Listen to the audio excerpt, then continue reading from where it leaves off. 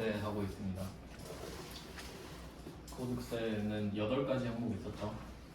이자, 배당, 사업, 근로, 연금, 기타, 퇴직, 양도 8개. 6개를 모아서 종합과세를 했고 그걸 종합소득이라고 합니다. 그 다음에 퇴직, 양도는 각각 분류과세 한다고 했고 종합과세에서 따로 원천징수를 하는 게 분리과세였습니다. 근데 그 중에 우리는 근로소득만 보면 되는데 이제 한번 배웠으니까 총 급여액부터 시작을 하면 돼요. 총 급여액. 이게 근로소득의 개념이라고 보시면 됩니다. 실제로 받은 돈이라는 뜻이죠. 이 총 급여액부터 시작을 하는데 세법에서는 여기서 비과세가 빠져 있다라는 게 핵심이죠. 그러니까 비과세는 이미 위에서 뺐어요.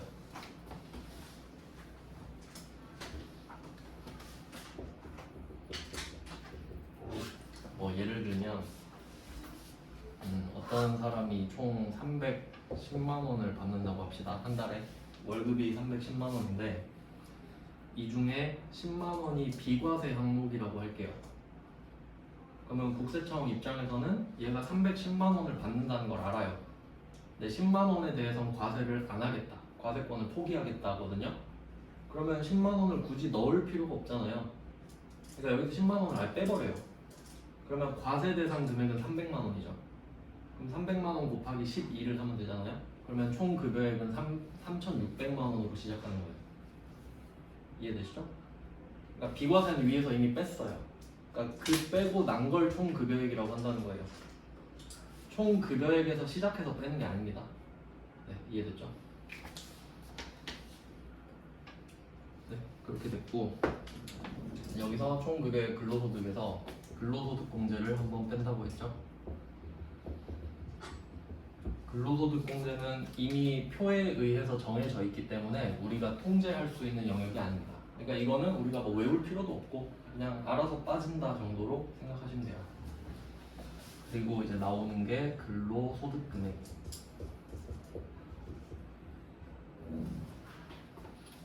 네, 뺄 거 한번 뺀 거죠. 그래서 제가 예시를 들었던 게 총 급여액이 4천만 원이라고 하면 근로소득공제는 한 1,100만 원 정도 빠진다. 그래서 근로소득금액은 저절로 2,900만 원이 돼요. 그러니까 이 말은 내가 만약에 총 급여액이 4천만 원이면은 그냥 근로소득금액은 2,900만 원 정도가 된다는 거예요. 그러니까 내가 뭐 어떻게 결정할 수 있는 건 아니죠. 이미 정해져 있어요. 그리고 원래는 종합과세를 하니까 6개를 합쳐서 과세한다고 했죠. 근데 이때 전제는 그 6개 중에 실제로 근로소득밖에 없다고 전제를 하고 보는 거예요. 그러니까 근로소득 금액이 곧 종합소득 금액이 된다고 했죠. 이게 곧 종합소득 금액이에요.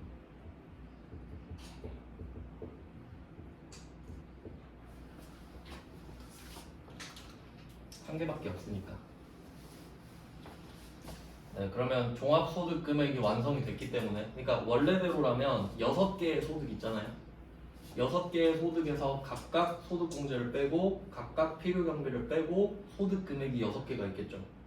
그 6개를 모은 게 종합소득 금액이에요. 네, 근데 지금 하나니까 이게 곧 종합소득 금액이고, 그럼 이제 모인 김에 한 번 더 빼주죠. 종합소득 금액. 종합소득공제. 종합소득공제를 한 번 더 뺍니다. 그러니까 각각 빼고 모여서 한 번 더 빼주고 이런 개념인데 이런 것들은 좀 통제가 가능할 수 있죠. 일단 여기서 그 중요한 게 2개 있다고 그랬죠? 어제 적어드렸는데 인적공제랑 그 신용카드 공제. 신용카드 공제.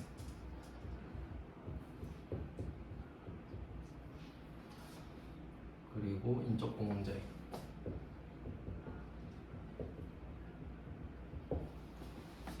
오늘은 인적공제를 먼저 할 거거든요. 이게 좀 중요해요.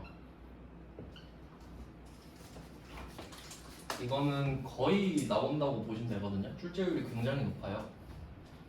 왜냐면 실제로 인적공제를 받을 테니까 사람들이.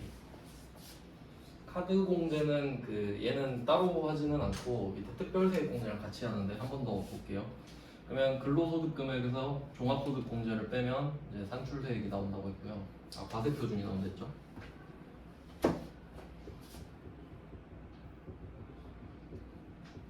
과세 표준 맞죠? 네, 과세 표준에다가 세율 곱하고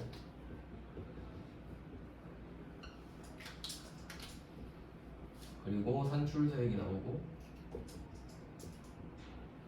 여기서 세액공제를 빼고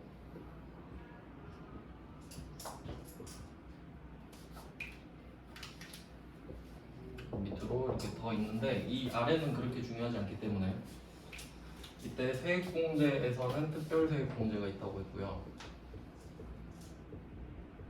어제 여기까지 설명을 해드렸는데 이 특별세액공제랑 신용카드공제를 같이 배우거든요. 근데 여기서 특이한 점은 특별세액공제가 4개 있었어요. 그러니까 어제 말씀드리기를 보험료, 의료비, 교육비, 기부금 4개 했는데 그 4개는 세액공제잖아요. 근데 얘는 소득공제죠. 근데 같이 배웁니다. 왜냐면 이게 크게 보면은 인적공제는 나의 가족, 그러니까 내 가족은 다 사람이잖아요. 그러니까 사람에 의해서 빼주는 게 인적공제고, 근데 이 신용카드랑 이 뭐 특별세액공제는 보험료, 의료비, 교육비, 기부금이랬죠. 그러니까 얘네들은 돈을 쓴 거에 대한 얘기죠. 그러니까 편의상 얘네들을 묶어서 물적공제라고 할 수 있거든요. 그러니까 사람 때문에 빼주는 거냐, 돈 때문에 빼주는 거냐. 그러니까 이렇게 크게 나누면 돼요. 인적공제와 물적공제 이런 식으로 크게 나눌 수 있습니다. 편의상 분류를 하는 거예요. 그래서 인적공제를 먼저 배우고 그다음에 비과세도 따로 배우는데 얘는 별로 안 어렵거든요. 그래서 순서를 인적공제를 먼저 하고 그 다음에 비과세 갔다가 아마 특별세공제 이렇게 갈 것 같아요. 오늘은 인적공제 위주로 한번 해보겠습니다. 종합소득공제, 그러니까 소득공제라는 게 포인트입니다. 그러니까 소득공제는 어제 말씀드렸죠. 세율 위에 있기 때문에 내 한계 세율이 높을수록 소득공제에 대한 혜택이 더 크게 느껴진다 라고. 실제로 더 크죠. 네, 근데 보통은 16.5% 정도로 계산하면 됩니다. 네, 일반적인 경우는 그래요. 저는 그랬습니다. 네, 그러면 이제 인적공제로 가겠습니다.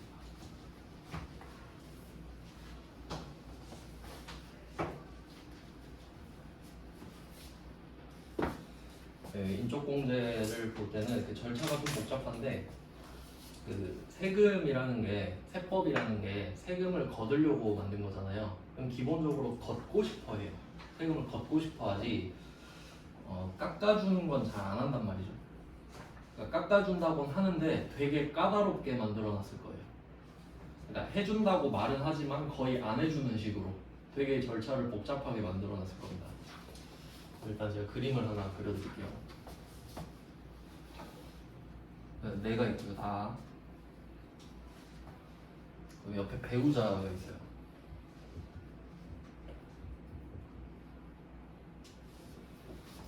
나랑 배우자. 그리고 나 기준으로 내 가족들 있죠? 내 위 있죠, 내 위. 엄마, 아빠, 할머니, 할아버지 이런 사람들을 존속이라 그래요.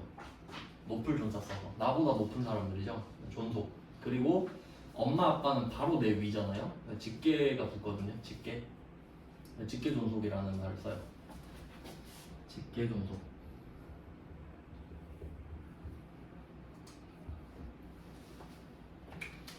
그러니까 이 세법에서는 세법, 뭐 민법 이런 거에서는 그 가족 관계도 되게 중요해요. 그러면 일단 뭐 직계 존속은 엄마 아빠뿐만 아니라 막 외할머니도 다 포함이 되는 거예요. 증조할머니도 다 됩니다. 그러니까 내 위니까 그냥 다. 그러면 반대로 아래도 있겠죠? 없을 수도 있는데 있을 수도 있죠. 그러면 아래는 직계 비속이겠죠. 낮을 비. 존댓말 비속어 이렇게 할 때. 높다 낮다. 그래서 직계 비속. 나보다 낮은 사람. 자녀가 되겠죠? 손자 손녀도 포함돼요. 이런 식으로 할 수 있고 그 다음에 형제도 있을 수 있죠. 이제 형제는 옆으로 가잖아요. 이런 형태를 반계라 그래요. 반계. 곁방자 써서 곁에 있다고. 그러니까 가족이 이게 엄마 아빠가 1촌이잖아요. 직계존속 1촌, 할머니 할아버지 2촌 뭐 이런 식으로. 그 다음에 형제는 반계라고는 안 쓰고 형제 자매라고 합니다.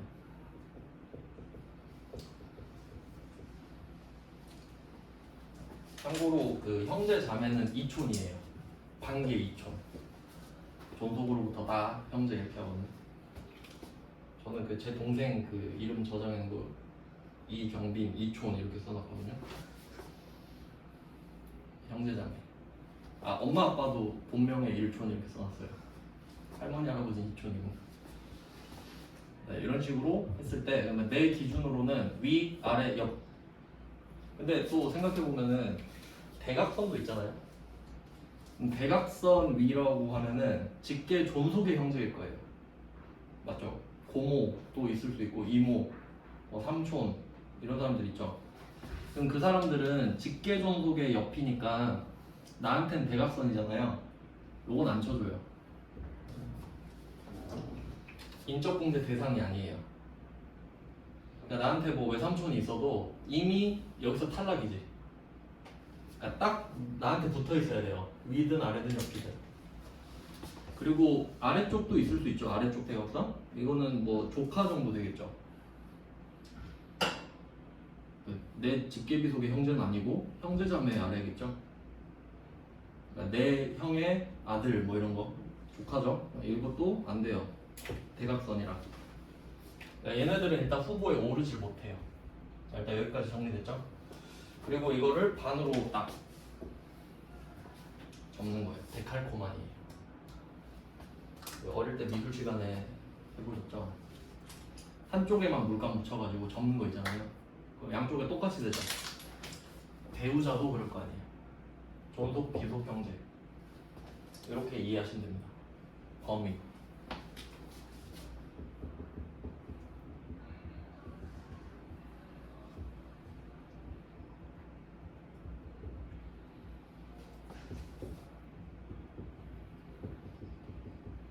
일단 후보예요. 이게 1번. 자, 이 인적공제 할 때 첫 번째가 인적공제가 두 개가 있는 거예요. 두 개. 이게 그 기본 공제랑 추가 공제가 있는데 인적공제를 두 가지로 해주는 거예요. 기본적으로 한 번 해주는 게 있고 혹시 이 조건에 충족이 되면 한 번 더 해주는 추가 공제가 있는데 일단은 기본 공제를 먼저 하고 있는 거예요. 첫 번째 거. 기본적으로 해주는 거. 이게 3단계가 있는 거거든요. 그 중에 첫 번째가 여기에요. 이 그림에 포함이 되느냐. 그럼 만약에 나한테 외삼촌이 있다. 그럼 그 사람은 이미 탈락이죠. 근데 엄마 아빠가 있다. 그러면 상황을 보자 이거지. 일단 후보에는 되니까. 그래서 1번은 뭐 대충 후보 이렇게 합시다. 인적공제 후보. 그러니까 부양가족이라고 하거든요. 여기 포함되는 사람들. 첫 번째 이 후보에 들어와야 됩니다. 그림이 복잡하진 않죠. 그 다음 이제 두 번째로 볼게요. 두 번째는 이것도 당연한 건데 이건 뭐 당연한 게 아닐 수도 있지만 2번은 주민등록표상 주소가 같아야 돼요. 그러니까 주소가 같아야 같이 사는 거잖아요. 물론 당연히 위장전입 이런 건 안 되겠죠. 또 진짜로 같이 산다는 전제 하에. 그래서 주민등록표상 주소가 같아야 되는 게 전제고요.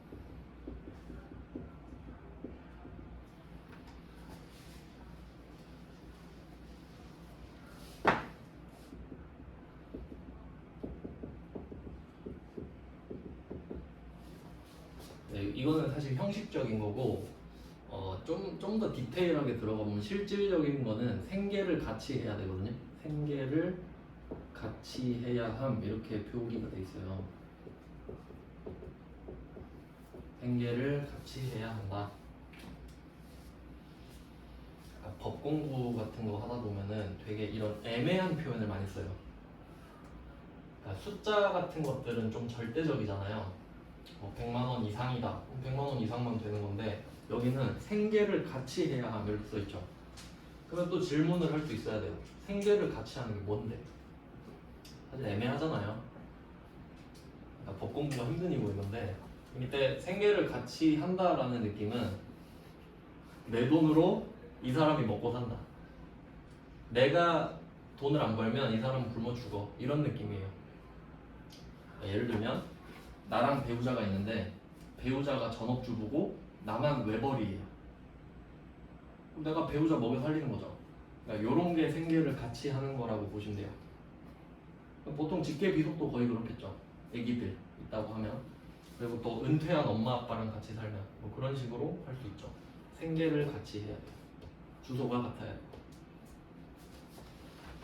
이 2번이고요.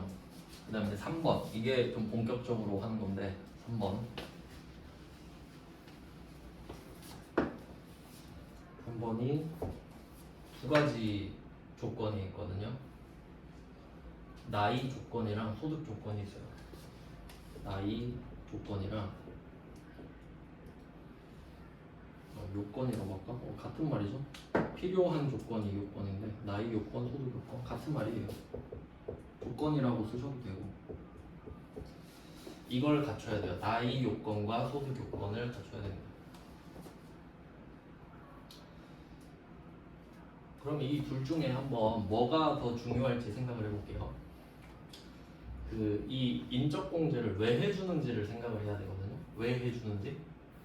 만약에 나랑 배우자가 살아요. 둘만. 그럼 나는 근로소득자입니다. 자, 지금 배우는 것 자체가 근로소득자가 전제가 돼야 돼요. 그러니까 만약에 내가 사업자일 수도 있잖아요. 그럼 사업자인데 누가 나한테 뭘 해줘? 해주지 않습니다. 그러니까 근로소득자만 해주는 거예요. 지금 하는 거. 연말정산과 관련된 내용은. 근데 배우자도 근로소득자일 수도 있죠. 이런 경우가 흔하죠 요새는. 뭐 맞벌이, 핑크족도 있고. 그러면 이렇게 둘이 있는데 둘 다 돈을 벌잖아요. 그럼 이때 국세청 입장에서 내가 기준이잖아요 지금. 배우자가 있죠. 그럼 배우자 돈 벌죠. 그럼 너 배우자 있으니까 150만 원 소득 빼줄게. 이걸 생각해 보는 거죠. 그럴 이유가 있나요? 없잖아요. 이 사람도 돈을 버는데. 그러니까 인적공제를 해주는 이유는 이 사람이 돈을 안 벌어서. 돈을 안 버니까 이 사람이 네 돈을 쓰니까 남들보다 돈이 더 많이 나갈 거 아니에요. 그러니까 세금을 줄여주겠다는 취지죠. 이걸 먼저 이해를 해야 돼요. 방향을 먼저 잡고. 근데 배우자가 만약에 나보다 돈을 더 벌어요. 근데 너 배우자 있네? 그럼 소득 깎아줄게. 이게 말이 돼요? 그럴 명분이 없죠. 이유가 없잖아요. 그러니까 이 중에 뭐가 더 중요한지 생각해 보는 거예요. 나이 요건도 있고 소득 요건도 있는데 소득이 중요하겠죠? 그러니까 나이가 어려도 돈이 많을 수가 있고 나이가 적어도 나이가 많아도 돈이 없을 수도 있는 거잖아요. 근데 중요한 건 돈이겠죠 일단. 그러니까 이 사람이 돈을 많이 벌면 도대체 내가 이 사람이 돈을 많이 버는데 왜 세금을 깎아줘야 되냐 이렇게 나올 수 있죠. 그러니까 소득 요건이 사실 더 중요하다고 보시면 돼요. 그러니까 나이 요건은 형식적인 거죠. 그러니까 예를 들면 이런 느낌이죠. 만약에 내 부양가족 중에 10살 있어요. 내 자식이 10살 있다고 쳐요. 그러면 그냥 나이만 들었을 때 걔는 돈 안 벌겠지 이런 느낌 있죠. 그러니까 참고사항이지. 나이가 그 정도니까 소득이 없지 않을까 정도로. 하지만 아역 배우들은 돈을 많이 벌 수도 있죠. 뭐 그런 느낌이라고. 그러니까 나이는 그냥 소득을 좀 뒷받침해주는 정도죠. 절대적인 건 아니고 절대적인 건 소득이에요. 이게 중요하죠. 그래서 이 취지를 파악을 해야 되고요. 나이는 한번 볼게요. 나이 요건은 좀 쉬워요. 나이 요건은 20세 이하 또는 60세 이상입니다.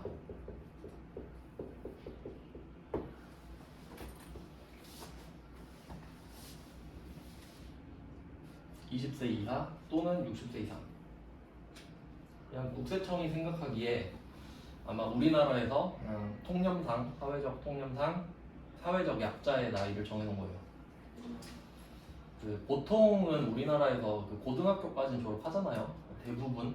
그러니까 뭐 그 나이 때는 일을 안 하겠지, 돈 없겠지 정도로 생각을 하는 거고 60세 이상이면 은퇴하겠지 정도로 생각을 하는 거죠. 실제와는 상관없어요. 국세청 생각이니까.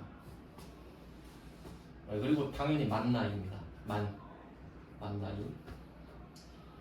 이제는 좀 적용하기가 편하겠죠. 이제 올해부터 만 나이 세잖아요. 6월 1일부터인가? 전 이미 2살 빼고 시작하긴 했는데 딱 그대로 넣으면 돼요. 만 나이로. 그럼 20세 이하는 20살까지죠. 그럼 60세 이상은 60세부터고요. 만으로. 그리고 참고로 그 해마다 나이가 2개 있죠. 그 한번 생각해봐요. 1월 1일부터 12월 31일이 있는데 중간에 생일이 있을 거 아니에요. 그러면 생일 양 옆으로 날짜가 두 구간이 있잖아요. 오른쪽이 더 많죠, 나이가. 생일 지나면 한 살 먹으니까. 그러니까 나이가 2개 있다는 말 이해돼요? 1년에 항상 나이가 2개 있잖아요. 뒤에 걸로 씁니다. 뒤에 걸로. 12월 31일 기준으로 봐요. 그러니까 나이가 2개 있는데 생일 되면 한 살 먹잖아요. 그 먹은 걸로 본다. 그 해는 요걸로 본다. 요걸로. 요 나이로. 알겠죠? 그러니까 이럴 수 있잖아요. 생일 전엔 19이었는데 생일 돼서 20살일 수도 있죠. 그럼 이걸로 보겠다고. 그럼 올해까진 돼. 20세 이하니까. 근데 만약에 이럴 수도 있죠. 이때 20살인데 21살이야. 이게 안 되겠죠. 뒤쪽으로 보니까. 이해되죠? 요건 이제 상식이잖아요. 당연히 2개가 있으니까 나이가. 그러니까 20세 이하 60세 이상만 알고 있으면 안 되지. 막상 보면은 해마다 나이가 2개인데 이렇게 되니까 당연히 뒤에 걸 봅니다. 끝나고 나서 하니까. 이해되죠? 끝나고 나서 이야기하니까. 나이는 쉽죠? 20, 60. 그러니까 보통 직계 비속은 20세 이하여야겠죠. 직계 비속이 60세 이상이긴 어렵겠잖아요. 네, 그렇죠? 그럼 60세 이상은 보통 직계 존속이겠죠. 그리고 형제자매는 둘 다 될 수도 있는 거예요. 맞죠? 내 나이에 따라서. 상대적이죠, 형제자매는. 자, 이렇게 나이는 끝났어요. 근데 사실 중요한 건 소득이라고 그랬죠.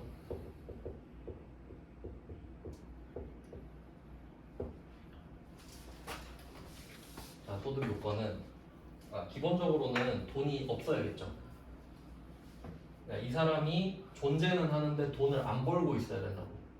그래야 그 사람이 너의 돈을 쓰겠구나. 그럼 내가 세금 깎아줄게. 이렇게 가는 게 맞죠. 그러니까 낮아야 된다는 거예요, 소득이. 그러니까 이때 소득 요건이 0 이러면 공부하기가 엄청 편해요. 그러니까 없으면 되니까. 있으면 안 되고. 근데 애매하게 0이 안 되는 거잖아요. 0이면 소득 요건이 충족되는 거예요. 이거 방향을 잘 잡아야 돼요. 이걸 먼저 이해해야 돼요. 그러니까 나의 부양가족, 아까 그 그림 있죠? 그 그림에 들어가는 사람이 주민등록표상 주소가 같아야 되고 생계를 같이 하고 있는데 그렇게 돼야만 소득을 따진다는 거예요. 그러니까 1번, 2번에서 나가리가 되면 3번으로 안 온다는 소리죠. 그러니까 이 세 개가 엔드 조건이에요, 다. 그럼 1번, 2번 통과한 사람만 이렇게 오는 건데 그 사람의 소득이 없어야 소득 요건을 충족한다는 거죠. 그 사람이 돈을 안 벌어야 너의 돈을 쓸 테니까. 이해되시죠? 그러니까 0은 무조건 소득 요건 충족하는 거 맞죠. 근데 100만 원까지 봐주는 거예요. 1년에 100만 원 버는 거는 번 것도 아니지 이런 느낌인 거죠. 실제로 그렇죠. 1년 동안 100만 원 번 거면 안 벌었다고 봐도 되죠. 거의. 그러니까 0도 당연히 되지만 여기까지 봐주겠다는 거예요. 그러니까 이 방향을 이해하셔야 돼요. 즉 소득이 적어야 된다는 뜻이죠. 그 방향을 잡아야 돼. 액수 100만 원을 외우는 거죠, 그냥. 왜냐면 200만 원일 수도 있잖아요. 근데 0에서 가까운 것만 해준다라는 느낌을 받으셔야 된다고. 자, 그럼 이제 그림은 이렇고 이제 문구로 써드릴게요. 그리고 기준은 항상 1년입니다. 제가 어제 소득세 과세 기간이 1년이라고 그랬죠. 1월 1일부터 12월 31일까지. 당연히 1년 합친 금액이에요. 소득 금액 100만 원 이하입니다. 이게 소득 요건이에요.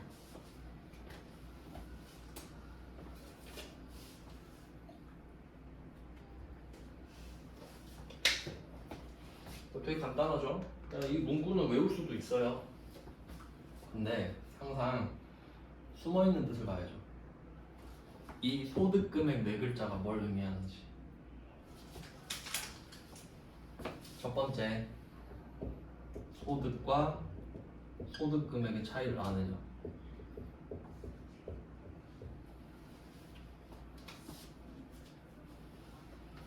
아시죠? 소득은 회계로 치면 수익에 가깝죠. 똑같지는 않아요. 똑같을 수는 없죠. 세법과 회계는 다르니까. 굳이 비교하자면. 그럼 소득은 수익에 가깝고 소득 금액은 이익에 가깝죠. 한번 빼고 나서 되는 거니까. 그러니까 이 개념을 차용을 하는 거예요. 그러면 얘는 이익 개념이구나. 그러니까 매출액 100만 원 이런 게 아니라 내가 만약에 매출액이 500만 원이에요. 1년 동안 500을 벌었어. 근데 400을 썼다 하면 100만 원 남죠. 그걸 기준으로 삼겠다. 이해됐죠? 이익 기준이라고요. 소득이 아니잖아요. 소득 100만 원 이하가 아니죠? 소득 금액 100만 원이에요. 그 다음에 소득세의 범위.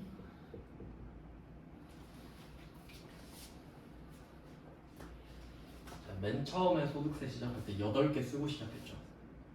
이자, 배당, 사업, 근로, 연금, 기타.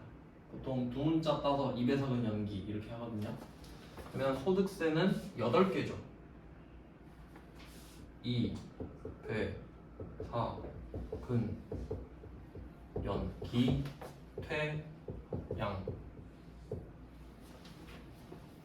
8개라는 걸 아셔야 돼요. 소득세는 8개가 있지. 그리고 이름을 붙여보면 이배사근 연기를 합쳐서 종합소득. 종합과세를 하니까 종합. 6개를 합쳐서 종합이라고 하죠. 종합소득세 신고를 5월에 하는 거예요. 6개만. 6개만 하는 이유는 퇴직 양도는 매년 일어나는 건 아니니까 그때그때 일어날 때만 신고를 해라.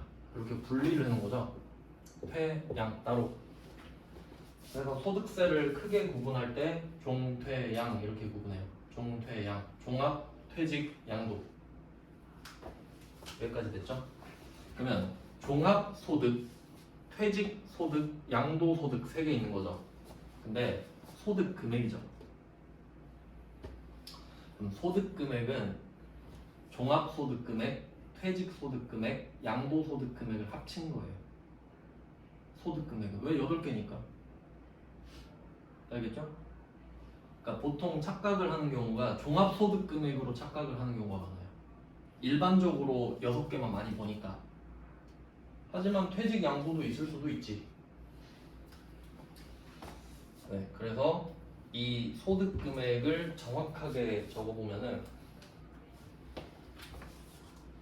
얘는 종합 소득 금액 한 번은 제대로 써놓으셔야 돼요. 종합 소득 금액 플러스 퇴직 소득 금액 플러스 양도 소득 금액. 이렇게 이걸 소득 금액이라고 하는 거예요. 그러니까 반드시 이 부연 설명을 붙여놔야 다음에 봤을 때 이 말이 뭔지 알아요. 그냥 소득 금액 덜렁 써 있으면 그냥 소득 금액 외우기만 하죠. 근데 그 이유를 모르는 거잖아요. 그 뭘 말하는지. 그래서 결론은 8가지 소득을 다 합친 상태에서 뺄 거 다 빼고 소득 금액만 모아놓은 상태인 거죠. 두 개를 같이 보셔야 돼요. 그러니까 8개를 다 합치고 최종적으로 남은 돈이 100만 원이다. 그러면 거의 안 번 거니까 그냥 뭐 그 정도는 봐줄게. 이런 뉘앙스라고 생각을 하셔야 돼요. 네, 이렇게 해서 지금 인적 공제 중에 기본 공제를 한 거예요. 이렇게 3개를 다 통과하면은 기본 공제를 받습니다. 뭐 그런 내용이에요. 그러니까 뭐 간단하게 예를 들어보면 나랑 배우자가 있을 때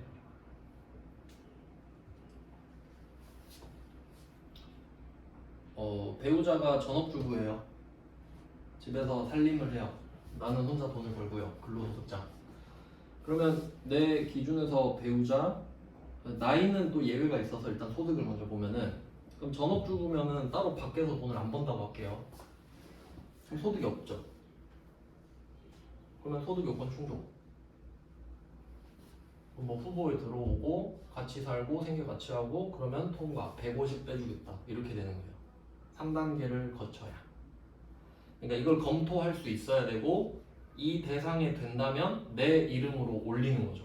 나의 부양가족입니다 하고 그래야 소득이 150이 빠지니까 뭐 그런 내용이에요. 이게 나이에서 예외가 있는데 이걸 안 썼네요. 예외를 좀 써드리겠습니다. 그러니까 기본은 20세 이하 또는 60세 이상이고요. 기본이고요. 기본.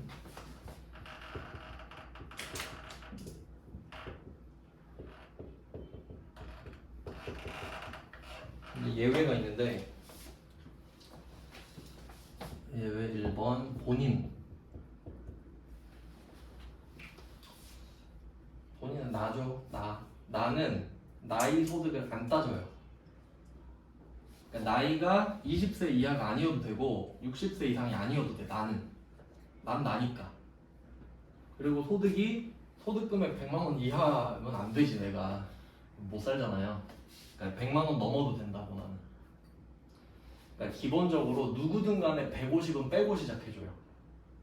본인 공제 한 명은 받고 시작한다고요. 그러니까 본인은 나이 요건이 필요 없습니다. 그러니까 여기서 그 X 뜻 잘 써야 돼요. 이 X는 불필요입니다. 불필요. 그러니까 충족하지 않아도 된다는 소리죠. 해석 잘해야 돼요. 그냥 나중에 X표 쳐놓고 X가 무슨 뜻인지 모르는 경우가 있어요. 그러니까 나이 요건이 없다는 뜻인지 나이 요건을 충족을 안 해도 된다는 뜻인지 그 잘 적어놔야 된다고요. 처음에는 저는 아니까 이렇게 쓰는데 소득 요건도 필요 없어요. 불필요해요. 불필요.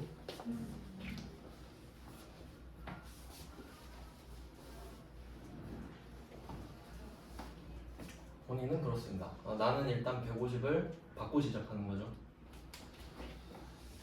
그 다음에 배우자도 이제 좀 예외로 빠지는데 그 나이랑 소득 중에 굳이 따지면 소득이 더 중요하다고 말씀드렸죠. 나이를 좀 봐줘요. 그러니까 배우자는 나이는 안 봅니다. 왜냐면 내 또래지 않을까요? 많이 차이 안 나겠죠? 그럼 배우자도 20세, 60세를 적용하면 거의 못 받을 거 아니에요. 거의. 그러니까 아마 해주는 게 아닌가. 소득 요건은 봅니다.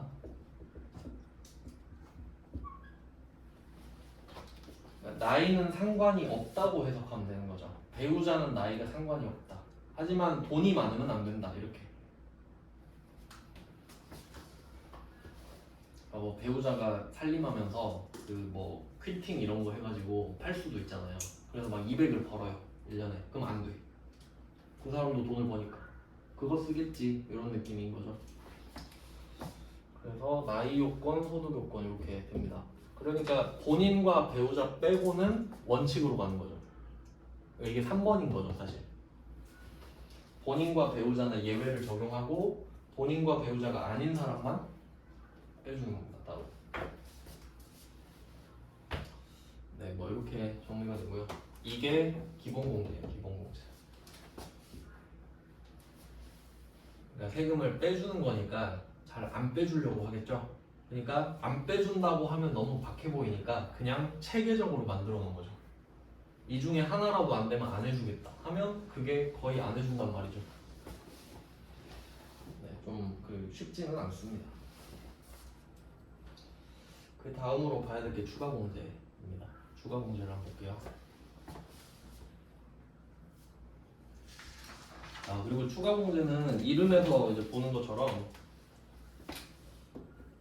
추가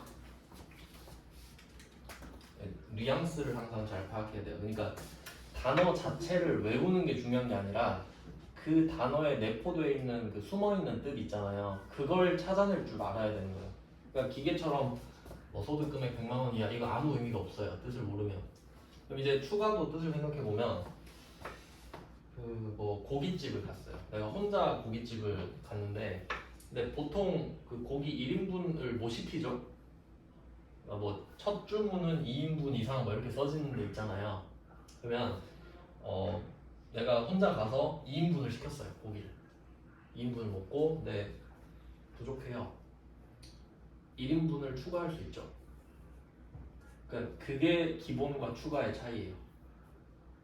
기본은 2인분 이상, 추가는 1인분도 되죠. 난 2인분 시켰으니까. 그럼 이 말은 추가라는 말이 있잖아요. 그럼 그 전에 뭔가가 있단 소리죠. 그러니까 갑자기 추가, 그러니까 내가 갑자기 딱 들어가가지고 저 1인분 추가요. 안 받아주죠. 시킨 게 없잖아요 앞에. 그러니까 추가라는 의미가 이런 거라고. 이미 앞에 있다는 전제. 그리고 추가를 해주겠다 이 말이죠. 그러니까 그 앞에가 뭐예요? 기본 공제. 그럼 추가 공제는 아무나 해주는 게 아니죠. 기본 공제를 받은 사람에 한해서만. 그러니까 VIP들인 거죠. 아무나 해주는 게 아니라 기본 공제를 받으신 분들만 한 번 더 봐드린다. 근데 또 기본 공제 받았다고 추가 공제를 무조건 해주나요? 그건 또 아니지. 얘도 요건이 있을 테니까. 요런 개념입니다. 추가 뜻 아시겠죠?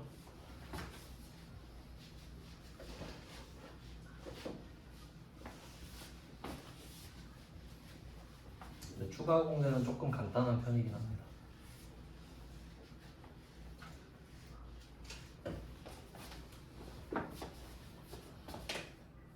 기본 공제가 됐다는 전제하에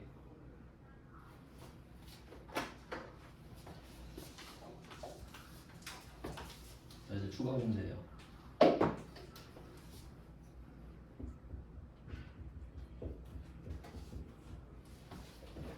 추가 공제는 총 4가지 항목이 있습니다. 4가지. 첫 번째가 나이 많은 걸 뭐라 하더라? 기억이 안 나네. 70세 이상인데 70세 이상이라고 할게요. 경로자인가? 경로자였던 것 같아요. 경로자. 경로우대. 뭐 그런 느낌인 것 같아요. 경로우대. 나이가 많으니까 조금 더. 그러니까 왜냐면 기본적으로 나이가 많으면 병원 갈 일이 더 많지 않겠습니까?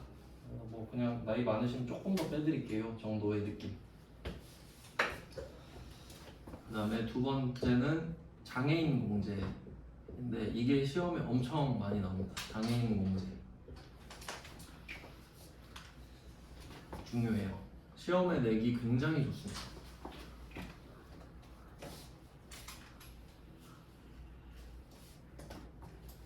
그리고 이게 그 장애인의 범주가 달라요. 그러니까 이게 뭐 법의학이랑 세법이랑 또 다른 거예요. 그러니까 우리가 흔히 알고 있는 장애인의 범주는 그 주차장 가면 그 휠체어 마크 있잖아요. 장애인 주차구역. 거기다가 주차를 할 수 있으려면은 그 앞에 그 장애인 그 있어야 되죠. 그럼 그게 뭐냐? 그 기준이 장애인 복지법상. 그러니까 뭐 그런 거 있잖아요. 청각장애 몇 급, 시각장애 몇 급 그런 거 있잖아요. 장애인증. 근데 그게 뭐 복지법상, 그러니까 우리가 흔히 알고 있는 장애인이거든요. 그게. 근데 세법에서는 장애인의 범위가 더 넓어요. 1번은 그 장애인 복지법이고 그냥 우리가 알고 있는. 근데 2번 같은 경우는 뭐 예를 들면 6.25 전쟁 때 다치셨다 뭐 그런 분들 있죠. 그 국가 맞아요. 국가유공자 2번. 그게 그런 느낌도 장애인으로 봐요. 그러니까 그때 다쳤는데 걸어 다닐 수는 있어. 그래도 세법상 장애인으로 봐준다는 거지. 그 이유는 세금을 더 깎아드리겠다는 거예요. 장애인 아닌 거 나도 아는데 그래도 장애인으로 봐서 세금을 더 깎아드리겠습니다. 이런 느낌이죠. 그러니까 모욕하는 게 아니라 세금을 깎아드리겠다고. 뭐 그건 잘 안 나오는데 국가유공자는 잘 안 나오는데 3번이 중요하거든요. 3번이 중증 환자예요. 중증 환자. 엄청 아픈 사람. 그러니까 뭐 예를 들면 입원을 해야만 살아갈 수 있는 사람, 뭐 그런 느낌. 그러니까 예를 들어 내가 백혈병에 걸렸어요. 그럼 병원에 입원해서 살아야 될 거 아니에요. 근데 백혈병 걸렸다고 장애인은 아니죠. 근데 세법상으로는 장애인으로 봐줘요. 세금을 깎아주겠다는 뜻이지 그냥. 아니면 내가 너 투석을 해야 된다. 이틀에 한 번씩 피를 돌려야 돼요. 그럼 중증 환자 맞죠? 그 정도 되면 장애인으로 봐서 혜택을 좀 주겠다. 뭐 이런 느낌으로 보시면 됩니다. 그러니까 중증 환자를 조심하셔야 돼요. 중증 환자. 그러니까 그 사람들은 우리가 일상적으로 장애인이라고 부르진 않지만 소득세법상으로는 장애인이 되는 거죠. 혜택을 주기 위해서. 이 장애인 공제는 기억해야 될 게 있는데, 그 원래 이 기본 공제 자체가 나이 요건이랑 소득 요건을 다 따져야 되잖아요. 그러니까 나이 요건, 소득 요건을 다 따진 사람만 일로 오는 거죠. 추가 공제로. 근데 장애인 공제는 나이를 안 봐요. 나이 요건을 안 봐요.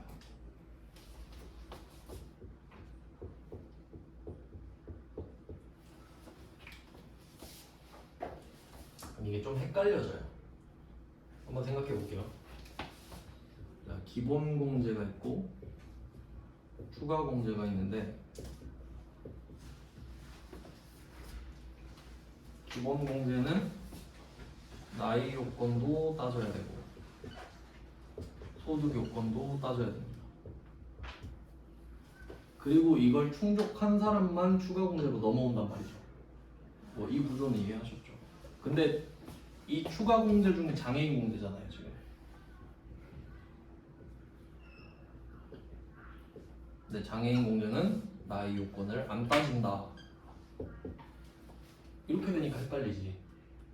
아니 되는 사람만 넘어오라면서, 근데 갑자기 왔는데 나이 요건을 안 본대잖아요. 그럼 얘는 어떻게 해석을 해야 되냐면, 이게 이렇게 대체된다고 봐야죠. 그럼 아무 의미가 없잖아요. 그럼 아무도 안 해주겠다는 소리죠. 나이 요건 충족한 사람만 넘어오시고 그 다음에 나이 요건 안 따질게요. 그럼 의미가 없잖아. 그러니까 대체해버리는 거지 아예.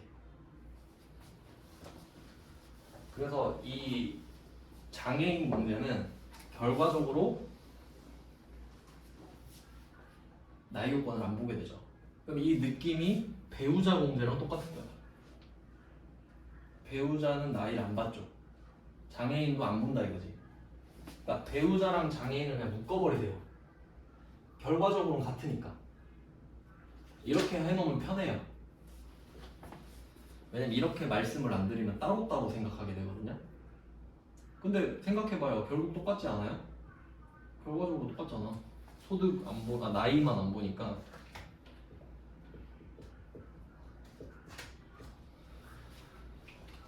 근데 차이는 있죠. 배우자 공제는 기본 공제죠. 장애인 공제는 추가 공제죠. 그럼 이 말은 장애인 공제는 나이를 안 보고 소득만 보잖아요. 그럼 만약에 뭐 내 형제가 30살이고 소득이 없어요. 30살이고 소득이 없어요. 그럼 나이 요건은 충족하지 않았죠. 20 이하 60 이상이니까. 근데 하지만 상관없죠. 소득이 없으니까. 그럼 됐죠? 그러면 이 내 형제인 그 30살 장애인은 기본 공제 플러스 장애인 공제를 같이 받아요. 장애인 공제는 무조건 추가 공제랑 같이 묶어서 갈 수밖에 없어요. 구조상. 그러니까 요걸 이해해놔야 돼요. 이거 개념 못 잡으면 계속 헷갈리거든요. 그러니까 장애인 공제는 이게 세트입니다. 무조건. 이렇게 보셔야 돼요. 그러니까 결국엔 배우자 공제랑 똑같아지는 거지. 그럼 한번 예를 들어볼게요. 그럼 내 형제가 장애인인데 30살이에요. 나이 요건은 상관없죠. 근데 얘가 돈을 벌어요. 취직해서 엠마우스 이런 데서 일해요. 그럼 소득 요건 충족 안 했죠. 그럼 얘는 기본 공제도 못 받고 장애인 공제도 못 받아요. 무조건 all or nothing이에요. 장애인 공제는 기본 공제랑 같이 받든지 둘 다 못 받든지, 둘 다 받든지 둘 다 못 받든지. 그럼 그게 어디서 결정되냐? 소득으로만 결정되죠. 무조건 장애인은 나이를 안 보니까. 이해되셨죠? 그러니까 결과적으로 배우자랑 똑같아요. 그러니까 이해하셨으면 이제 외우시는 게 편해요. 장애인은 배우자랑 똑같다. 자, 이렇게 해놓고 좀 쉬다가 문제를 나눠드리고 같이 풀게요.